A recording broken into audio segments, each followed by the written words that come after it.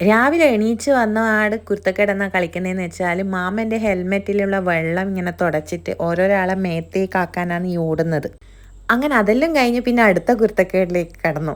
അടുത്ത കുരുത്തക്കേട് എന്താണെന്ന് വെച്ചാൽ അവൻ്റെ കളിക്കുന്ന JCB എങ്ങനെയെങ്കിലും പൊട്ടിക്കണം. അപ്പോൾ അത് ബാറ്റ് കൊണ്ട് അടിച്ചടിച്ചടിച്ച് അതിൻ്റെ പാർട്സ് എല്ലാം എടുത്തു ആശാൻ.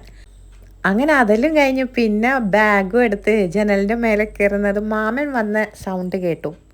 അപ്പോൾ അവൻ തന്നെയല്ലേ ഇങ്ങനെ നോക്കി ഡോറെല്ലാം തുറന്ന് മാമൻ്റെ അടുത്ത് പോയി നിന്ന് മാമൻ എന്നായി പുറത്തുനിന്ന് ആക്കുന്നതെന്ന് ഇങ്ങനെ നിരീക്ഷിക്കുന്നു.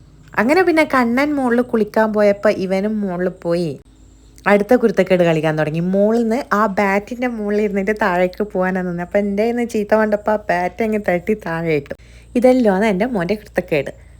പിന്നെ ഇവൻ വീടാക്കിയതാ പോലും 2 കുട അപ്പുറം ഇപ്പുറം വെച്ചിട്ട് പറഞ്ഞു ഇതാണ് എൻ്റെ വീട്, പുതിയ വീടാന്നെല്ലാം പറഞ്ഞു.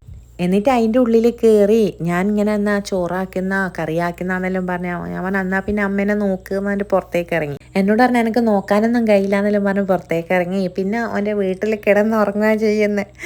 മഴയൊന്നും കൊള്ളില്ല, അതൊരു സമാധാനം. പിന്നെ അടുത്ത കളിക്കുന്ന സാധനം എടുത്ത് വന്നു. അപ്പോൾ ഇത്രയേ ഉള്ളൂ, ബൈ.